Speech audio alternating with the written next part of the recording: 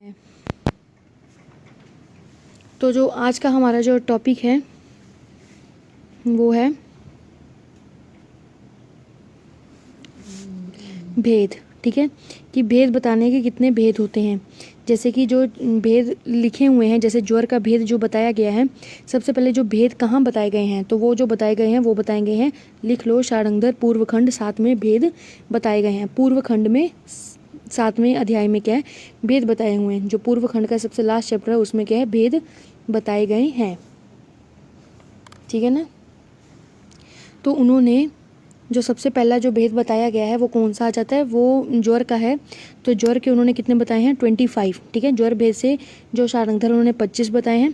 उसके बाद लिखा है विषम, एक विषम ज्वर होता है वो 5 बताया हुआ है। विषम ज्वर कितना बताया गया है, 5 बताया गया है। और अगंतु ज्वर 13 प्रकार का है। और अभिशंग जो ज्वर है वो कितने प्रकार का, 6 प्रकार का बताया गया है। ज्वर अगर भेद करेंगे तो कितने आ जाते हैं, 25 है। विषम ज्वर 5 है, अगंतु ज्वर 13 है, और अभिशंग ज्वर कितने आ जाते हैं, अभिशंग ज्वर 6 हैं। ठीक है, नेक्स्ट अगला आता है हिक्का। हिक्का को कितना माना, इन्होंने 5 माने हैं। प्रवाहिका को 4 माना, तो 4 के ब्रैकेट में लिख लो, वात पित्त कफ रक्त। ठीक है, विसूचिका इन्होंने 3 मानी है। ठीक है, आम दोष जो होता है वो 2 प्रकार का मोस्टली बोला जाता है, अल्सक और विसूचिका। लेकिन फिर उसके बाद जो विसूचिका है इन्होंने कितनी मानी है, 3 मानी है। दंड अल्सक 1 ही माना है। ठीक है, उसके बाद बवासीर, बवासीर का मतलब होता है अर्श। तो जो अर्श है इन्होंने कितने प्रकार का यहाँ पर बताया गया है, 6 प्रकार का। लेकिन 2 प्रकार के और भी भेद होते हैं। ठीक है, पहले याद कर लो 6 यहाँ पर जो लिखा हो, तो 6 कौन कौन से आते हैं, वातज, पित्तज, कफज, रक्तज, सन्निपातज और द्वंद्वज। ठीक है, टोटल कितने हो जाते हैं, 6 हो गए, वातज, पित्तज, कफज, सन्निपातज, रक्तज और द्वंद्वज। उसके बाद आ जाता है कि जो 2 प्रकार के भेद बताए गए हैं उसमें कौन कौन से आते हैं, एक तो आता है शुष्क और दूसरा आ जाता है स्रावी। जो रक्त स्राव निकलता है ना वही है स्रावी। तो शुष्क और स्रावी है अर्श, पाइल्स जो होती हैं। ठीक है, उसके बाद दूसरा क्या मानना है, सहज और जन्म मतलब कि जन्म उपरांत। मीन्स क्या है कि सहज का मतलब कि अगर जिसका जेनेटिकली प्रॉब्लम होती है, और जन्म उपरांत मीन्स कि जन्म के बाद अगर कुछ ना कुछ, जैसे कि हम कुछ डाइट अपना चेंज करते हैं, तो रफेज वाली चीज़ें नहीं खाते हैं, या कुछ मतलब ऐसी डाइट होने की वजह से, डाइट प्लान होने की वजह से क्या होता है, अर्श जो होता है वो रोग उत्पन्न हो जाता है। नेक्स्ट अगला आता है कृमि। ठीक है, तो इन्होंने जो कृमि है वो कितनी मानी है, 21। तो जो इन्होंने एक्स्ट्रा एक कृमि मानी है तो वो कौन सी मानी है, स्नायु कृमि को किया है इन्होंने एक्स्ट्रा माना। 20 होती है कृमियाँ, लेकिन शार्ंगधर ने क्या है 21 प्रकार की कृमि मानी है, उसमें स्नायु कृमि को अलग से बताया गया है। नेक्स्ट रहता है कामला। कामला इन्होंने 1 ही माना है। हलीमक इन्होंने 1 ही माना है। कास जो है वो कितने 5 प्रकार का बताया गया, वातज, पित्तज, कफज, शेर और शतज, यही होता है। जो शोष है इन्होंने 6 प्रकार का बताया है। गंडमाला ये भी 1 प्रकार की बताई हुई है। ग्रंथि यहाँ पर 9 प्रकार की, जब हमने भाव प्रकाश माधव निदान पढ़ा था तो उसमें आपको ग्रंथि तो थी वो उसको बता दिया गया था। नेक्स्ट रहता है नाड़ी व्रण। नाड़ी व्रण 5 प्रकार का है। छर्दी 7 प्रकार की है। तृष्णा 6 प्रकार का है। दाह 7 प्रकार का है। और नेक्स्ट अगला आता है कि भूत उन्माद जो है वो 20 प्रकार का बताया गया है। ठीक है, उसके बाद है अना। तो अना कितने प्रकार का, 2 प्रकार का बताया गया है। भूत उन्माद में देख लेना कितने प्रकार का है, 20। लेकिन जो वैसे उन्माद होता है तो किसी ने 5 माना तो किसी ने 6 माना है। ठीक है, चरक ने 5 माना है। नेक्स्ट अगला आ जाता है जठर अग्नि। तो जठर अग्नि के जो विकार है वो 4 प्रकार के बताए हैं। एक्चुअली उन्होंने क्या बोला कि जैसे हम पढ़ते हैं ना, विषम अग्नि, मंद अग्नि, तीक्ष्ण अग्नि, सम अग्नि, तो वही है, विकार 4 प्रकार के हैं। अल्सक के इन्होंने कितने बताए हैं, 3 बताए। जैसे विसूचिका के भी 3 बताए हैं, अल्सक के भी 3 बताए हैं। बट दंड अल्सक जो है उसका कितना बताया है, 1 ही बताया है। विष जो है वो 9 प्रकार के बताए हैं। ठीक है, विलंबिका जो है वो 1 प्रकार का बताया है। जो चमकील है वो 3 प्रकार का है। पांडु 5 प्रकार का है। कुंभ कामला 1 प्रकार का है। रक्त पित्त जो है वो 3 आ जाते हैं। जो मार्गों के अकॉर्डिंग भी 3 बताए गए हैं। जो क्षय है, क्षय भी 5 प्रकार का बताया गया है। ठीक, अंड वृद्धि 1 प्रकार की है। गंड अलजी 1 प्रकार की है। अस्थि भगन जो है वो 8 प्रकार का है। बगंदर भी 8 प्रकार का बताया गया है। उसके बाद स्वर भेद 6 प्रकार का है। मूर्छा 4 प्रकार का है। उन्माद 6 प्रकार का है। आमवाद 4 प्रकार का है। और गुल्म जो है वो 8 प्रकार का है। अगर इसको आपको याद करना है तो याद करने का सबसे अच्छा जो तरीका है वो यही है कि आप इसको अगर आप याद करना चाहते हैं तो उसका याद करने का तरीका यही है कि आप इसमें क्या करें, इसको याद करने के लिए अलग अलग सबके क्या है अलग अलग नाम लिख लें। क्या करना है आपको, सबके क्या है अलग अलग नाम लिख लें, तो उससे क्या होगा आपको ज़्यादा मतलब नंबरिंग वाइज क्या आप उसको अलग अलग कर लेंगे तो वो आपके लिए क्या होगा ज़्यादा अच्छा रहेगा।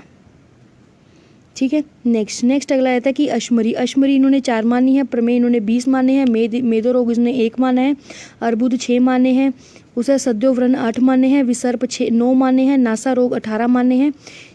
ठीक है, यहाँ तक। उसके बाद नेक्स्ट अगला आ जाता है प्रमेय, जहाँ पर अंडरलाइन जो वर्ड है वो कर लो, स्टार्ट कर लो अंडरलाइन करने। जो शीरो कपाल रोग है वो कितने माने हैं, 9 माने हैं। जो पुंसवन दोष है वो 5 माने हैं, ये अलग हैं थोड़े, ठीक है ना।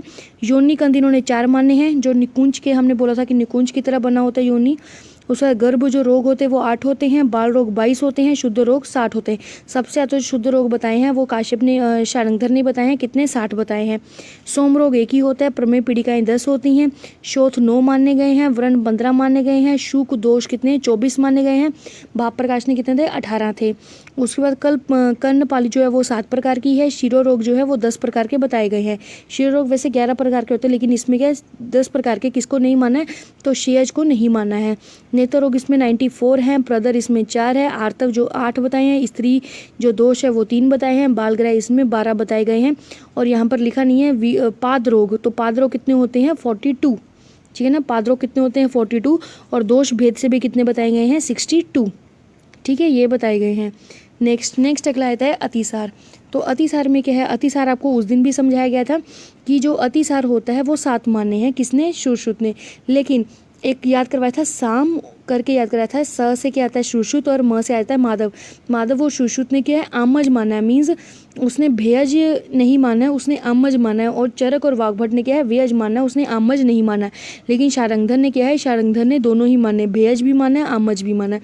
क्योंकि वातज पित्तज कफज सन्निपातज और शोकज, ये जो 5 है ये तो कॉमन है। कहाँ पर फर्क पड़ता है, आम और भय में, ठीक है ना। तो आम किसने माना है, सुश्रुत और माधव ने, और भय किसने माना है, चरक और वाग्भट ने। लेकिन शारंगधर ऐसा जिसने क्या है भय भी माना और आमज, इसलिए इनका कितने हो गए 7 हो गए काउंटिंग में।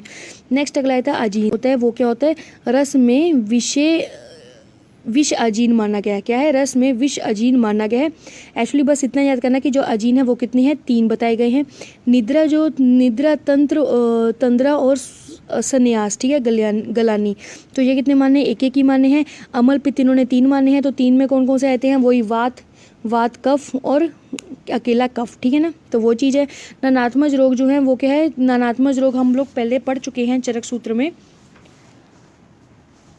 तो उसमें क्या था, उसमें ये आता ना कि जो वातज होते हैं वो 80 होते हैं, पित्तज में 40 होते हैं, कफज में 20 होते हैं, ठीक है ना। तो जैसे हाफ होते जाएंगे 80, 40 और 20। उसके बाद लेकिन जो रक्तज है इन्होंने एक एक्स्ट्रा, जो शारंगधर है इन्होंने एक्स्ट्रा माना कि रक्तज के कितने होते हैं 10 होते हैं, ठीक है। नेक्स्ट जो आप लोग भेषज कल्पना में पढ़ चुके होंगे, क्या बोला गया कि जब भी क्वाथ बनाना है तो उसका जो मुख जो है उसको क्या खुला रखना है। अगर हम उसको खुला नहीं रखते हैं तो कौन से क्या हो जाता है, तो क्या हो जाएगा दुर्जर, मीन्स गुरुता आ जाती है। नेक्स्ट जो उन्होंने मंथ है, जैसे कि हम पढ़ते हैं ना पंचविध कषाय कल्पना, स्वरस कल्क क्वाथ हिम फांट, तो जो मंथ जो फांट कल्पना है तो उसका जो एग्जाम्पल लिया गया है वो क्या लिया गया है, मंथ को ही क्या एग्जाम्पल माना गया है, ठीक है। तो इसलिए जो रेशो है वो कितना आ जाता है 1:4 आ जाता है। नेक्स्ट अगला आता है मध्यपाक। तो मध्यपाक कल्पना कौन सी है, तो मध्यपाक में आ जाता है कि जो स्नेह है, ठीक है ना। हम क्या पढ़ते थे, हमने पढ़ा था ना कि जो शारंगधर है और जो चरक है, जब हम पढ़ते जो स्नेह होता है कितने प्रकार का होता है, जो स्नेह होता है वो 3 प्रकार का बताया गया है। तो 3 प्रकार में कौन कौन सा आता है, मृदुपाक, मध्यपाक और खरपाक, ठीक है। जो शारंगधर है उसमें से कौन सा है जो है वो मतलब डिफरेंस करता है मध्यपाक वाला। जो चरक था उसने क्या बोला था कि जो शारंगधर था उसने क्या बोला था कि सर्वकर्म, क्या बोला उसने, सर्वकर्म बोला है, ठीक है। याद रख, अगर होगा तो आप देख लेना, वरना बाद में जाके भेषज कल्पना में आप देख लेना, ठीक है। उसमें नेक्स्ट अगला आता है कि मुख्य योग। अभी मुख्य योग के बारे में बात करेंगे। तो मुख्य योग में कौन कौन से आ जाते हैं, शाखोटक, तो शल्यपद। याद रखना कि शाखोटक का क्वा शल्यपद में और एक वंगसेन जो है उन्होंने प्रथमतः बताया गया था। नेक्स्ट अगला आता है सुदर्शन। तो सुदर्शन चूर्ण जो है वो ज्वर में होता है, ठीक है, अनुपान शीतल ज्वर से। उसके बाद लघु गंगाधर चूर्ण, तो वो आ जाता है अतिसार और प्रवाहिका में। वेरी वेरी इंपॉर्टेंट है, इस पर टिक लगा लो। नेक्स्ट अगला आता है वृद्ध गंगाधर चूर्ण, तो अतिसार और गृहिणी में बताया गया है। उसके बाद अजमोद अजमोदा आदि चूर्ण, तो अतिसार में टिक लगा लो, अजमोदा आदि चूर्ण। अब देखो किसी को भी अतिसार वगैरह होगा, ठीक है ना, तो अजवाइन लेने के लिए या फिर जब भी पेट खराब होता है तो अजवाइन क्या बोला जाता है, तो याद रखना अ से अजमोदा, अ से अतिसार, ठीक है, याद करने के लिए। नेक्स्ट अगला आता है कपित अष्टक चूर्ण, तो वो किसके लिए है, गल रोगों के लिए। उसके बाद दाढ़ी मस्तक चूर्ण, तो वो क्या है, दाढ़ी में क्या एक तरह से खट्टा टाइप का, तो वो क्या करेगा, रोचन करेगा और साथ में दीपन करेगा, मतलब स्वाद में टेस्ट करने के, मतलब अच्छा बन जाएगा टेस्ट। नेक्स्ट अगला आता है नारायण चूर्ण, तो नारायण चूर्ण जो होगा वो हो जाएगा उदर और क्या आ जाएगा, दुष्ट रोगों को नाशन करने के लिए, ठीक है, अपम के लिए। तो इसमें याद रखना कि जो नारायण तेल था तो वो किसके लिए था, वो शूल के लिए था, उसमें था ना कि भगवान विष्णु ने बनाया गया था देवताओं के लिए। तो याद रखना नारायण चूर्ण जो है वो चूर्ण अलग चीज़ है, ठीक है ना। तो चूर्ण में क्या आ जाता है कि उदर आ जाता है और दुष्ट क्या आ जाते हैं, रोग अपम आया गया है। नेक्स्ट अगला क्या बताया गया है इसमें, अकारकर आदि चूर्ण। अकारकर आदि जो चूर्ण होता है वो क्या होता है, शुक्र स्तंभन बताया गया है। श्रीमान बाहुशाल गुड़ जो होता है वो बवासीर के लिए होता है। व्योशादी वटी जो है वो क्या है, पीनस के लिए है। सूरन जो पिंडी है वो किसके लिए है, बवासीर के लिए। सूरन वैसे भी किसके लिए यूज़ किया जाता है, जो सूरन बोलते हैं ना, सूरन जिसको जिमीगंध बोलते हैं, वो क्या है, वो खाने के लिए किसको दी जाती है, वो जिनको अर्श या पाइल्स की प्रॉब्लम होती है उसके लिए अच्छी मानी गई है। व्योश का मतलब होता है कि त्रिकटु, ठीक है ना, त्रिकटु जो वटी है वो किसके लिए, पीनस के लिए, क्योंकि पीनस में क्या होता है, कफ होता है, ठीक है। और साथ में जो श्रीमान हम बाहुशाल बोल रहे हैं गुड़ को, वो किसके लिए है, बवासीर के लिए है, ठीक है। उसके बाद जो हम क्या बोल रहे हैं, आकार कर आभी आदि चून, तो वो किसके लिए है,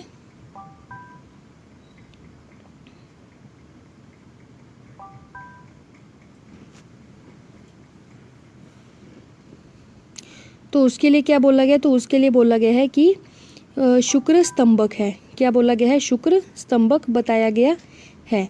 नेक्स्ट अगला आ जाता है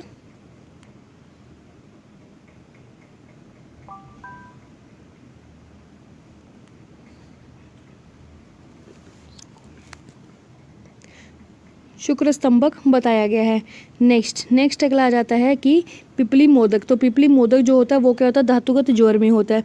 चंद्र प्रभावटी जो होती है वो प्रमेय के लिए होती है। उसके बाद नेक्स्ट अगला आता है काके यानी वटी जो होती है वो गुल्म रोगों के लिए। याद रखना कि काका लोग कहाँ गुल हो गए। उसके बाद जोगरा जो गुगुल है वो क्या श्वेत शोथ के लिए, वातरक्त और उदर रोगों के लिए आ गया। काशनार जो गुगुल है वो क्या आएगा, अपची, अर्बुद और ग्रंथि के लिए आ गया। कंठकारी जो अवलेय वो हिक्का, श्वास और कास के लिए आ गया। उसके बाद कुष्मांड जो अवलेय है वो रक्तपित्त के लिए आ गया। कुटज जो अवलेय है वो अतिसार में। कुटज होता है हेलोरिना एंटी डायसेंट्री का होता है, वो आम का क्या करते हैं, नाशक करता है, ठीक है। उसके बाद नेक्स्ट अगला आता है चंगेरी घृत, तो वो गुदभ्रंश के लिए आ गया। जो मसूर घृत है वो अतिसार में आ गया। कामदेव जो घृत है वो काम शक्ति वर्धक के लिए है। पानीय कल्याण घृत जो होता है, याद रखना पानीय कल्याण घृत है वो अपस्मार के लिए आएगा।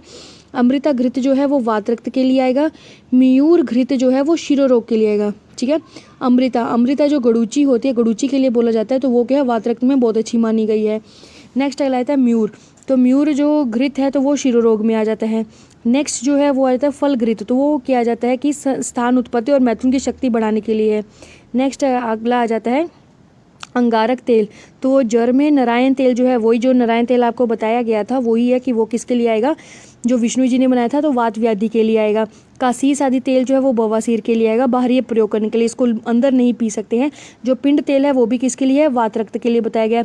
अर्क तेल जो है वो पामा और क्या आ जाता है, विचर्चिका, जो कुष्ठ रोग के जो टाइप्स हैं उसमें पामा और विचर्चिका आती हैं, उसके बारे में बताया गया है। नेक्स्ट अगला आता है मरीच आदि तेल जो है वो कुष्ठ और विचर्चिका के लिए है। जो निम्ब बीज तेल है उसमें पालित्य के लिए है। जो जष्टि मधु जो तेल है वो किस के लिए आ जाता है, तेल के लिए। याद रखना इसमें जष्टि मधु तेल है। कई बार क्या होता है कि जष्टि मधु सोच लेते हैं कि खांसी के लिए होगा, या तो याद रखना कि तेल है, तो तेल जो होगा वो किसके लिए होगा, वो केशे होगा, ठीक है ना। श्रमधु और श्रमशु के लिए दृढ़कर, ठीक है ना, दाढ़ी के लिए और बालों के लिए क्या है, अच्छा माना गया है। नेक्स्ट जो बताया गया है वो आ जाता है संजीवनी आदि वटी। तो संजीवनी आदि वटी आपको अच्छे से याद करवा दी थी कि वत्स जो है, ठीक है ना, उसके जो 3 वत्स है वो ऐसे करके आपको पूरे कंटेंट इसको याद करवा दिए थे संजीवनी वटी के। इसका जो प्रयोग है वो किसके साथ, अदरक सोरस प्लस क्या मधु के साथ भी हम इसको दे सकते हैं। उसके बाद था कि कितनी कितनी वटी हम उसमें दे सकते हैं, तो है कि अजीन और गुलम में 1-1 वटी है, विसूचिका में 2 वटी है, सर्पदंश में 3 वटी है, सन्निपातज में 4 वटी है, ठीक है। ऐसे करके क्या है टोटल क्या बताई गई है। उसके बाद आ जाता है नेक्स्ट करंज तेल, तो इंद्रलुप्त आ जाता है, बिल्व तेल बाधीरे आ जाता है, वर्जी तेल जो है वो कुष्ठ आ जाता है, चंदन आदि जो तेल है वो किसके लिए बताया गया है, वो क्षय और रक्तपित्त के लिए। अब देखो जो चंदन है वो क्या है, वो ठंडा करता है, ठीक है, इस वजह से क्या आ जाएगा, रक्तपित्त आ जाएगा। चक्रमर जो तेल है वो किसके लिए आ जाएगा, गलगंड के लिए आ जाएगा। कुमारे आसव जो है वो किसके लिए, हृदय रोग के लिए आ जाएगा, ठीक है, उदर रोग के लिए। कुमारे आसव जो है वो उदर रोग के लिए है। ज्वर अंकुश जो रस है वो तृतीय ज्वर के लिए आ जाएगा। उसके बाद सूची का भरण जो है वो किसके लिए, वो मूर्छा और सन्निपातज के कारण बताया गया है। इच्छा भेदी जो रस है वो विष्टंभक और अफरा में है। उसके बाद नेक्स्ट लगता है कि दैट इज स्वयं अग्निरस, ठीक है, जो स्वयं अग्निरस है वो काश और क्षय के लिए बताया गया है। हिंगवाष्टक चूर्ण जो है वो कर्णशूल के लिए है। ग्रह धूम तेल जो है वो नासा अर्श के लिए बताया गया है। करवीर जो तेल है वो रोमांशक्त के लिए बताया गया है। वचा जो तेल है वो गंडमाला के लिए बताया गया है। उशीर आसव जो है वो रक्तपित्त के लिए बताया गया है। जो कुटज अरिष्ट है वो ज्वर के लिए है। शीतारी जो रस है वो विषम ज्वर के लिए है, ठीक है ना, विषम ज्वर के लिए क्या है, शीतारी है। उसका नाराज रस जो है वो उदावर्त के लिए है। राजमृंगाक रस जो है वो राजक्षमा के लिए है। सूर्य आर्तव जो रस है वो किसके लिए बताया गया है, वो श्वास के लिए बताया गया है। नेक्स्ट जो आ जाता है वो आ जाता है कि सबसे पहले आ जाता है हमारे पास हंस पोटली रस। तो हंस पोटली जो रस है वो ग्रहणी रोग के लिए आ जाता है। उसके बाद उदय आदित्य जो रस है वो श्वेत कुष्ठ के लिए है। सर्वेश्वर रस कुष्ठ के लिए है। अग्नितुंडी रस अग्निमांद के लिए बताया गया है। विडंग अरिश जो है विद्रदी अश्मरी और प्रमेय के लिए आ जाता है। उसके बाद त्रिविक्रम रस जो है वो अश्मरी के लिए है। महातालेश्वर जो रस है वो कुष्ठ के लिए है। गज केसरी रस शूल के लिए है। दशांग जो लेप है वो किसके लिए, विसर्प के लिए बताया गया है। इसमें ऐसा भी कोई भी रस नहीं है जो क्या है इंपॉर्टेंट ना हो, सब क्या इंपॉर्टेंट ही आपको सभी याद करने होंगे कि किस किस में कौन कौन सा बताया गया है। जैसे कि नेक्स्ट कहता है आनंद भैरव रस वो त्रिदोष अतिसार के लिए बताया गया है। वसंत कुष्माकर जो है वो प्रमेय रोग के लिए। त्रिनेत्र जो रस है वो पंक्तिशूल के लिए बताया गया है, मीन्स परिणामशूल के लिए। उसके बाद है अजीन कंटक रस, तो विसूचिका के लिए बताया गया है। श्रृंग आदि जो चूर्ण है वो कास और वमन के लिए बताया गया है।